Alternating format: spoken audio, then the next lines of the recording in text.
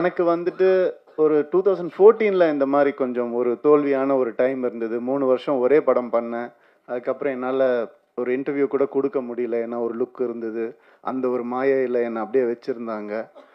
அதுக்கப்புறம் எனக்கு ஒரு மாரி கொஞ்சம் கஷ்டமா இருந்தது. என்னடா இப்படி இருக்கேன்னு, படமும் சரியா போல, தோல்வி அடைஞ்சது. ஸோ அப்ப நான் யோசிச்சேன். நான் ஏதாவது தப்பு பண்ணியிருக்கேனா அப்படின்னு யோசிச்சேன். நான் தப்பா நடிச்சிருக்கேனா? நான் வந்துட்டு தப்பான கதை செலக்ட் பண்ணேனா? நான் அப்படி யோசிக்கும்போது, என் சைட்ல இருந்து எந்த ஒரு தப்பும் எனக்கு தோணல.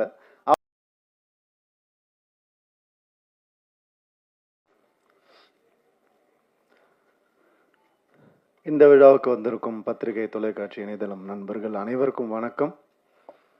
அழகான ஒரு மேடை, அது உங்களுக்கு பார்த்தாலே தெரியும். ஸோ இவங்க எல்லார் கூடயும் நான் ஒர்க் பண்ணியிருக்கேன்னு நினைக்கும் போது எனக்கு ரொம்ப சந்தோஷமா இருக்கு. அந்த அழகு படத்துலையும் அப்படியே வந்து நம்ம கேம்மேக் வந்து கேப்சர் பண்ணியிருக்காரு. ஒவ்வொருத்தருடைய எக்ஸ்பிரஷனையும் ஒவ்வொருத்தருடைய எமோஷனையும் அவ்வளோ அழகாக கேப்சர் பண்ணியிருக்காரு. அது கூடிய சீக்கிரம் நீங்கள் எல்லாரும் பார்க்க போகிறீங்க. மிகவும் ஒரு அழகான ஒரு கதை இந்த படம். இந்த படம் வந்துட்டு டைட்டிலே வந்து காதலிக்க நேரமில்லை, பயங்கர கேட்சியாக இருந்துச்சு. அந்த நம்மளுடைய கிளாசிக் காதலிக்க நேரமில்லை அந்த டைட்டில் கிடைச்சது ரொம்ப சந்தோஷம். அதை எல்லாரும் அப்ரூவ் பண்ணது, இந்த கதைக்கு அது பொருந்துமான்னு நினைக்கும் போது அப்படியே அருமையாக பொருந்திருந்துச்சு. ஸோ அதுவே ஒரு பெரிய கிஃப்ட் எங்களுக்கு. இந்த டைட்டிலை செலக்ட் பண்ணுறதுக்கு முதல்ல ஹீரோக்கு தான் தேங்க் பண்ணணும். அண்ட் டைட்டில் கூட விட்டுட்டாங்க. அது என்ன நித்யா மேனன் முதல்ல, அப்புறமா ஜெயம் ரவி. அதுதான் முதல்ல ஒரு கேள்வியாக இருந்தது. அப்படி என்ன உங்களுக்கு கான்ஃபிடென்ஸ் அப்படின்னு கேட்டாங்க.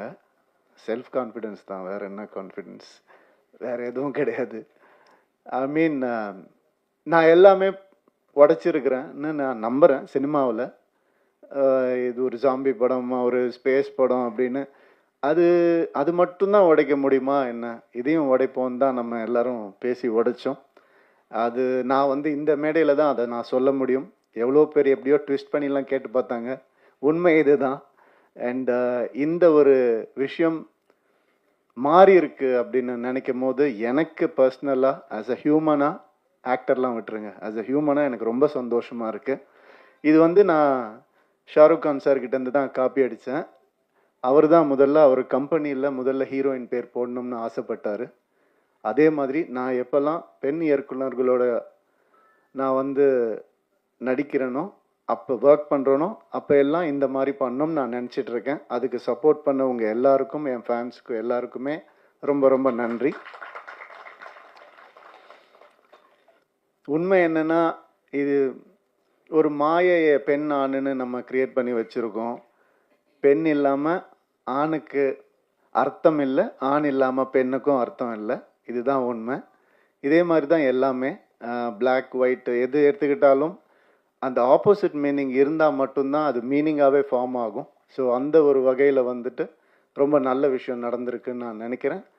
அண்ட் எனக்கு இப்போது எல்லாரை பற்றியும் பேசியிருக்கேன், நிறைய பேசியிருக்கேன். என்னை பற்றி கொஞ்சம் பேசலான்னு இன்றைக்கி ஒரு முடிவுக்கு வந்துருக்கிறேன். யாரும் தப்பாக எடுத்துக்க வேண்டாம், இந்த நேரத்தை அதுக்கு யூஸ் பண்ணலான்னு. ஏன்னா என்னுடைய கெரியர்லேயோ லைஃப்லேயும் இது ஒரு முக்கியமான டைமாக நான் பார்க்குறேன்.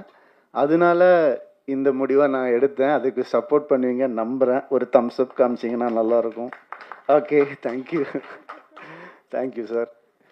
இந்த நிறைய அதான் அவங்க நம்ம உங்கள் பேர் தெரியல எனக்கு, சாரி. சப்னா சொன்ன மாதிரி வந்துட்டு வெற்றி வந்தாலும் தோல்வி வந்தாலும் ஒரே மாதிரி இருக்கேன் அப்படிங்கிறதுக்கு என்ன காரணம்னா, இப்போ நான் சொன்ன ஆண் பெண் தான். வெற்றி இல்லாமல் தோல்வியும் இல்லை, தோல்வி இல்லாமல் வெற்றியும் இல்லை. எனக்கு வந்துட்டு ஒரு 2014ல இந்த மாதிரி கொஞ்சம் ஒரு தோல்வியான ஒரு டைம் இருந்தது. 3 வருஷம் ஒரே படம் பண்ணேன். அதுக்கப்புறம் என்னால் ஒரு இன்டர்வியூ கூட கொடுக்க முடியல. ஏன்னா ஒரு லுக் இருந்தது. அந்த ஒரு மாயையில் என்னை அப்படியே வச்சுருந்தாங்க. அதுக்கப்புறம் எனக்கு ஒரு மாதிரி கொஞ்சம் கஷ்டமாக இருந்தது. என்னடா இப்படி இருக்கேன்னு, படமும் சரியா போல, தோல்வி அடைஞ்சுது. ஸோ அப்போ நான் யோசித்தேன், நான் ஏதாவது தப்பு பண்ணியிருக்கேனா அப்படின்னு யோசித்தேன். நான் தப்பாக நடிச்சிருக்கேனா? நான் வந்துட்டு தப்பான கதை செலக்ட் பண்ணேனா? நான் அப்படி யோசிக்கும் போது என் சைட்லேருந்து எந்த ஒரு தப்பும் எனக்கு தோணல. அப்புறம் நம்ம எதுக்கு தோண்டு போனோம், உன் சைடில் தப்பு இல்லாதப்ப. அடுத்த வருஷமே 3 ஹிட்டு ஒரே வருஷம். ரோமியோ ஜூலியட், பூலோகம், தனி ஒருவன், 3 ஹிட்டு கொடுத்தேன் நான். அது வந்துட்டு ஏன் அப்படின்னா அந்த ரியலைசேஷன் தான். வெற்றிக்கும் தோல்விக்கும் பெரிய டிஃப்ரென்ஸ் இல்லை. ஒருத்தர் தோத்து போய் துவண்டு போய் கீழே விழுந்துட்டாங்கன்னா அவர் தோல்வி அடைஞ்சவர்னு சொல்கிறோம். அது கிடையாது. அவர் திருப்பி எந்திரிக்காமல் இருந்தால் தான் அவர் தோல்வி அடைஞ்சவர். திருப்பி எந்திரிச்சிட்டாருன்னா அவர் தோல்வியே கிடையாது. இந்த வருஷம் நான் திருப்பி எந்திரிப்பேன்னு சொல்ல வரேன், வேற ஒன்றும் இல்லை. Thank you so much. அதுக்கான நிறைய நல்ல படங்கள் ஒரு லிஸ்ட் என்கிட்ட இருக்கு, நல்ல லைனப்ஸ் என்கிட்ட இருக்கு, நல்ல திறமையான டைரக்டர்ஸ் என் கூட இருக்காங்க. அடுத்தது சுதா கொங்கரா மேம் கூடயும் இன்னொரு படம் பண்ணுறேன், பெண் இயக்குனர். ரொம்ப சந்தோஷமா இருக்கு. எனக்கு பெண் இயக்குனரை வேற எப்படி அட்ரஸ் பண்ணுறதுன்னு தெரியல, அதனால அப்படிதான் நான் சொல்கிறேன். ஸோ அது ஒரு பெரிய டேர்ம் கிடையாது, டிரெக்டர், அவ்வளோதான். ஸோ இந்த மாதிரி நிறைய நல்ல விஷயங்கள் என் லைஃப்பில் நடந்துட்டு இருக்கு.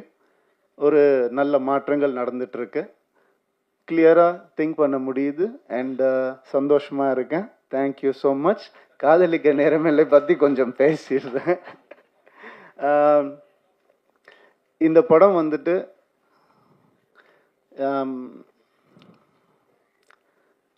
பாலச்சந்தர் சார் எப்படி அவருடைய ஈரால நிறைய விஷயங்களை உடைச்சு புதுசாக எந்த நெருடலும் இல்லாமல் காமிச்சாரோ அந்த மாதிரி கிரு வந்துட்டு இந்த படத்தை ஆஸ் அ ஃபீமேலாக அவங்க பண்ணியிருக்காங்க. அவங்களுக்கு பாலச்சந்தர் சாருக்கு கிடைச்ச அந்த பேர் இந்த படத்து மூலமாக கிடைக்கணும்னு நான் மனசார வேண்டிக்கிறேன். அண்ட் இந்த படம் பல உண்மைகளை வெளிக்கொண்டு வந்திருக்கு. உண்மைகள்லாம் ஒளிச்சு வச்ச உண்மைகள் கூட கிடையாது, நம்ம ஏற்றுக்க முடியாத உண்மைகளை வந்துட்டு வெளிக்கொண்டு வந்திருக்கு. அண்ட் இந்த படம் இந்த ஜென்ஸி அப்படிலாம் நம்ம சொல்கிறோம் இல்லையா, அது வேறு வழி இல்லை சார், நம்ம மாறி தான் ஆகணும். நீங்கள் வந்து பேப்பரும் பேனாவும் சில வருஷம் முன்னாடி பிடிச்சிட்டு உட்காந்துருந்தீங்க, இப்போ கேமராவை கையில் பிடிச்சிட்டு உட்காந்துருக்கிறீங்க.